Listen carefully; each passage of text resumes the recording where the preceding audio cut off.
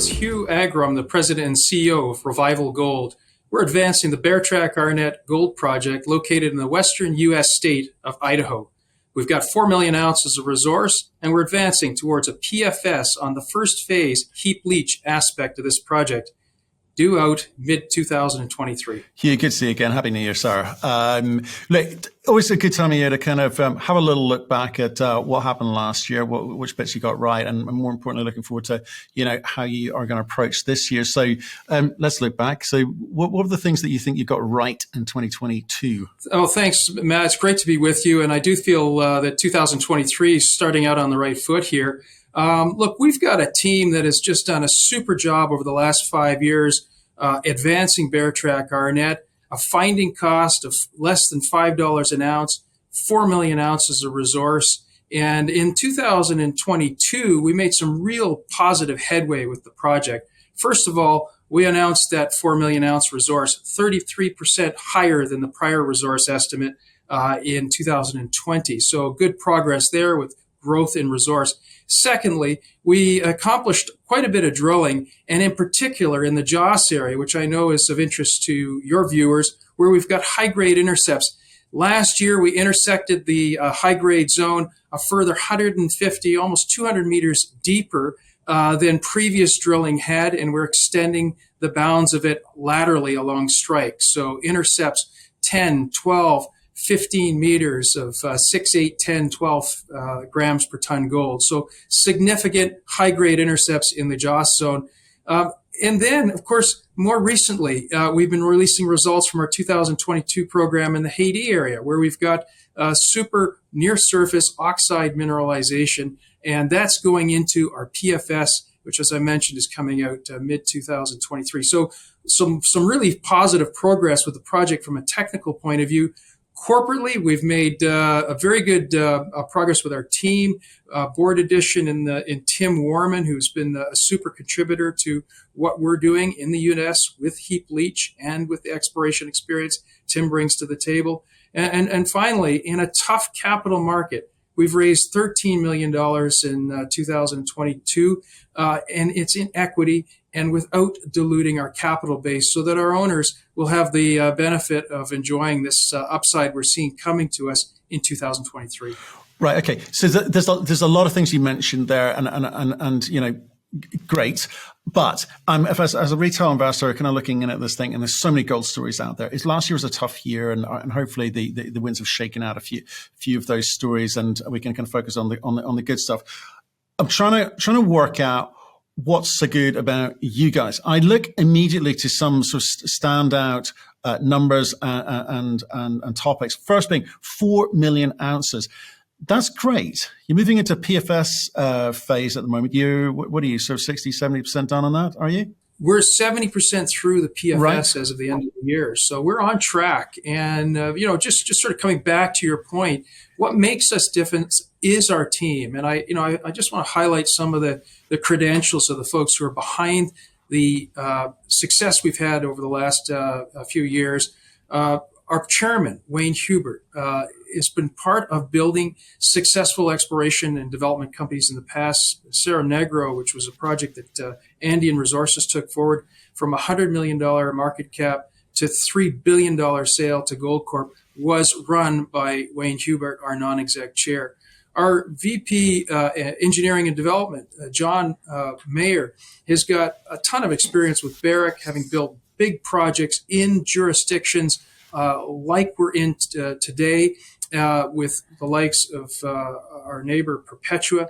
And so John's got big project and local jurisdiction knowledge, which is really key to executing well on PFS studies and the path to production. We've got a general manager who ran the past operation at Beartrack-Arnett, resides in Salmon, Idaho, where our project is located, and is in real close touch with the community and with the agencies there. We've been super efficient with the work we've done, and it's largely to do with our general manager, Pete Blakely's efforts. And I can't stop there. I've got to highlight the credentials of our VP Exploration, Steve Priestmeyer, who's worked up and down the Cordilleran, and is a super manager of exploration. Very well-known geologist in the western U.S. Did his master's degree in Idaho. Has come back to Idaho as part of his at this stage of his career, having worked all over the world in the past. So we've got some super people on the project, working diligently towards advancing Beartrack-Arnett through exploration and then through into that production phase, which will be something that I think is unique among all of our peers. We're working efficiently towards that process and outcome. I come from a big company background, having worked with Placer Dome and Kinross Gold in the past, a mining engineer by training. And, as we think about the strategic alternatives for Revival Gold, we've got that experience in mind. And so we're continuing to build out the larger phase of this project and the potential for the mill scenario, which is absolutely across the plate for any number of the major and intermediate gold companies. You're getting to where I want to be. You're getting to where I want to be, okay? Because you've got 4 million ounces, right? You're only kind of just entering the final stages of the PFS component. So I'd love to understand. Sorry, how much more drilling, how much more data do you need to put in there, or is 4 million ounces get you to where you need to be? So that's point one. And the second bit is with the kind of land bank that you've got and the targets and the assets that you've got, how, given the backdrop of the market you saw last year, it was brutal. This year started off quite well. We're not quite sure where it's going to go, though. Will we have a relapse, or will we go, shooting off? Gold price is doing its job. Equities need to do their job. So how do you treat these assets and targets? You've got the Haidee deposit with this open, oxide open pit material there. Is that a kind of quick win in terms of, being able to get to money sooner? Do you actually focus on Beartrack-Arnett and, build that thing and kind of get the confidence of the market, or you hope you can get the confidence of the market to allow you to raise money at higher and higher rates? So, given the backdrop of last year, how do you manage the money side of things going forward? Yeah. So let's step back for a moment. The gold market is volatile. It moves up and down, and sometimes there's very short-term thinking in the market. But we have to take a longer-term view. And in order to be successful in a volatile market and with a volatile commodity, you also have to have a contingency around what you're doing. Now, our contingency is that we're on a brownfield site. We've got an existing ADR facility that we can redeploy to produce gold and generate free cash flow. Now, it's a modest scale of project, but we can continue to advance that project, that first phase heap leach project, which is what the subject of our PFS is all about. So we can continue to advance that towards production, while at the same time we build out the larger exploration story in the mill potential of this project. And as you say, we've got a large resource, but we've got lots of targets. We've got lots of places to continue to expand on that. And what we want to do is carefully move that exploration story and that larger picture forward without compromising our near-term potential to produce free cash flow, and without diluting our shareholders to a point where they don't enjoy the returns and the benefits of all of that upside to come. So the way we tackle this is by recognizing we're in a volatile market. Things go up and down. Investor sentiment moves in and out, and have our project moving forward in this stepwise function that allows us to deliver free cash flow in the relatively near term and continue to build upside for the longer term. And I think that's our secret sauce. Apart from our team, that's our secret sauce. Team's super important, and your team's got the credibility.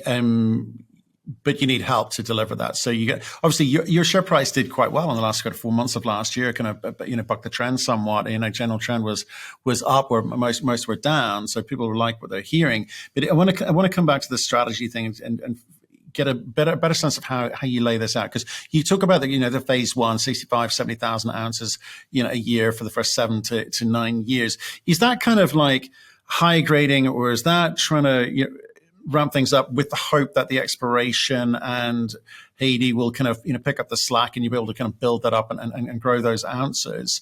You kind of how cute are you being in that kind of first phase? Because most people go, life of mine, 10 years minimum, or I'm not really interested in financing this thing. So what are the kind of levers that you've got available to you? The project has to stand alone, is what I would say, first, full stop. So the first phase project has to stand on its own. There's no scenario where we finance, $100 million plus or minus of capital without having the returns that justify that outlay. So it has to stand on its own, and everything beyond that is a bonus. And so we are not trying to bootstrap the business with something that doesn't incrementally stand alone.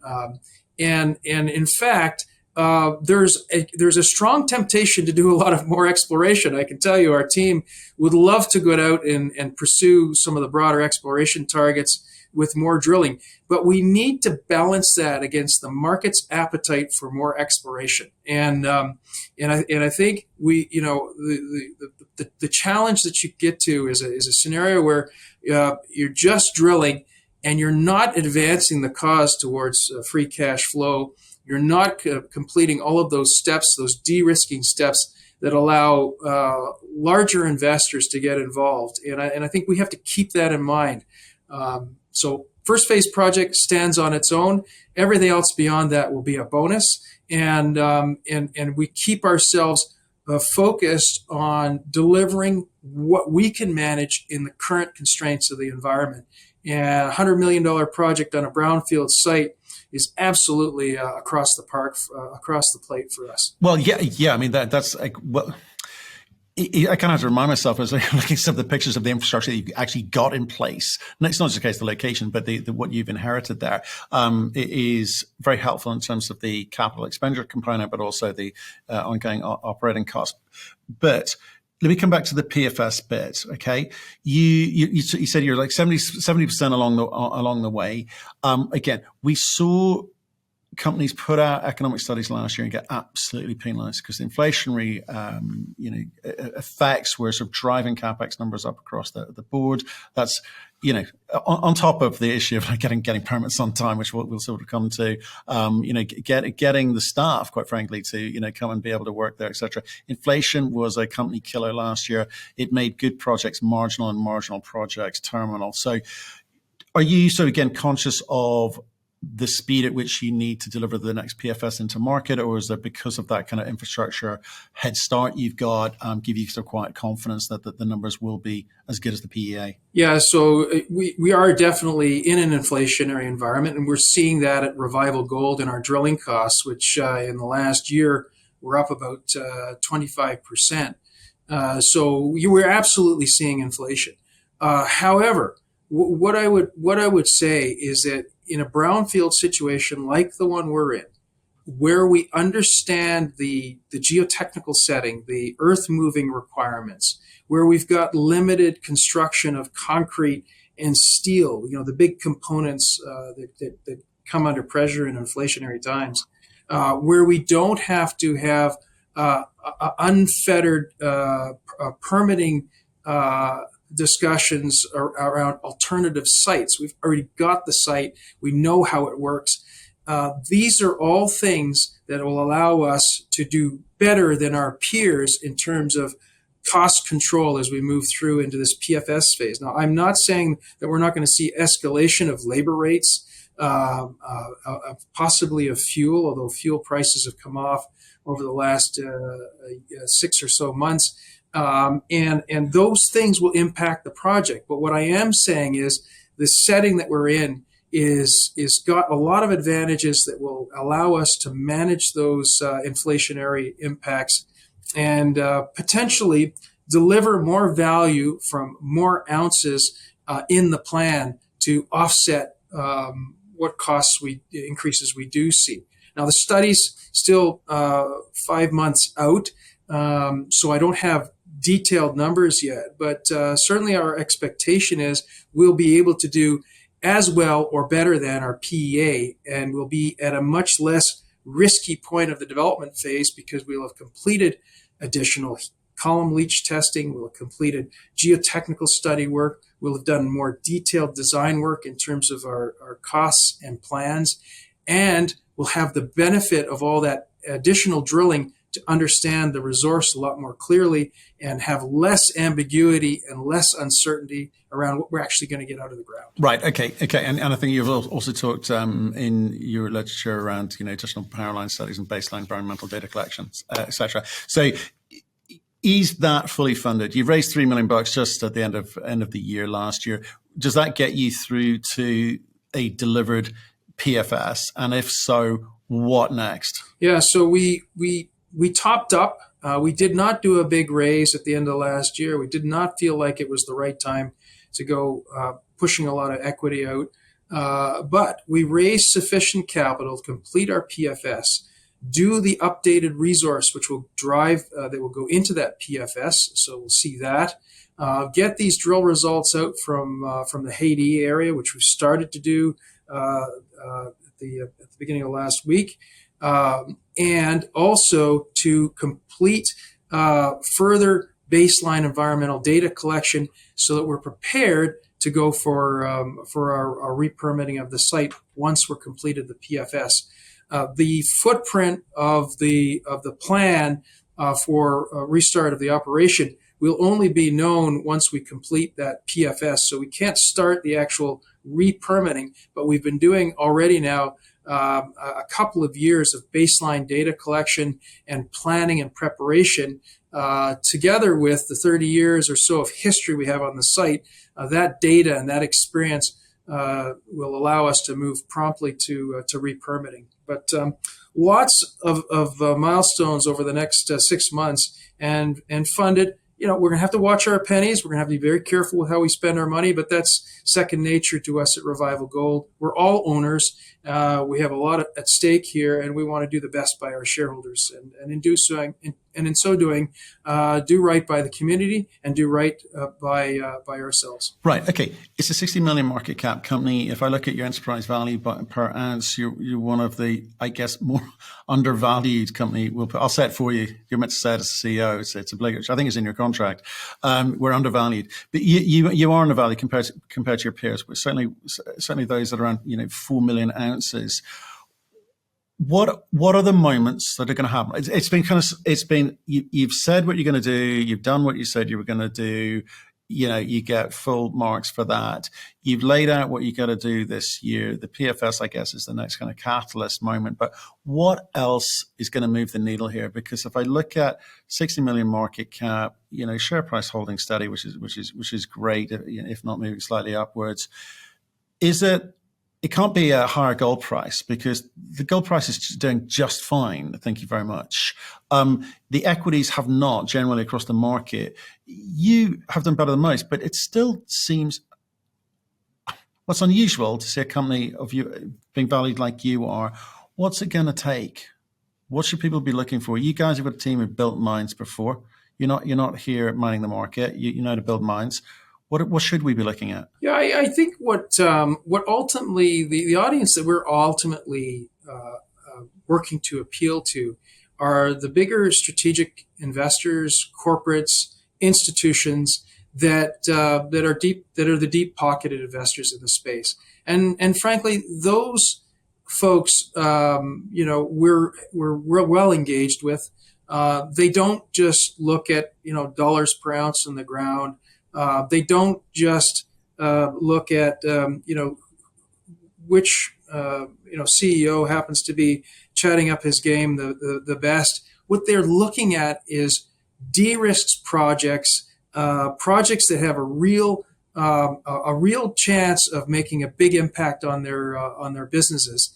And we have a lot of dialogue with those folks, and I think we're right on track in terms of delivering the sort of value in the company and in the business that those sorts of investors, those entities appreciate. And I think that will come home to roost. And it's a classic case of a 12-year overnight success.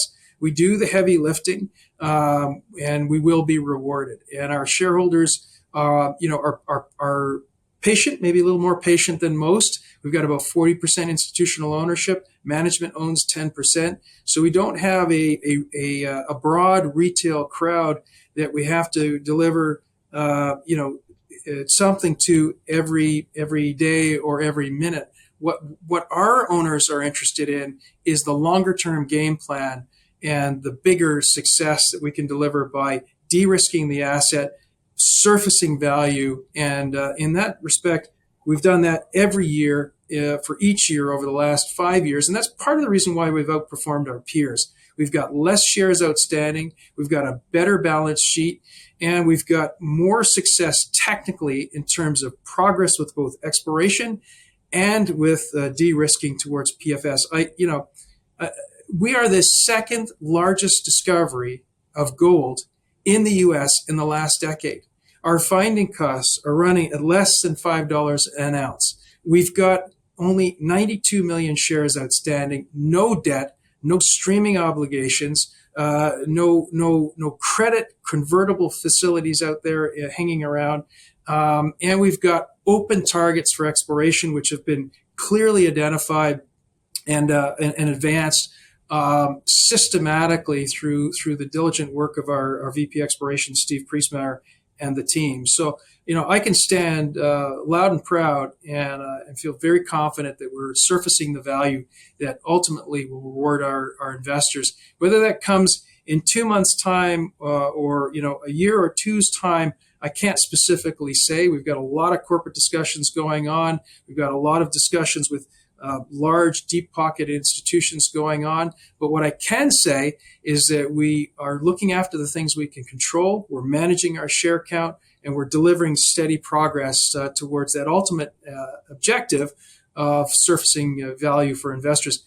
Analyst target prices on our stock right now range from $2.45 a share to about 90 cents a share. So even at the very minimum, there's 50% upside in our stock on those analyst targets, and 2 or 3 times upside.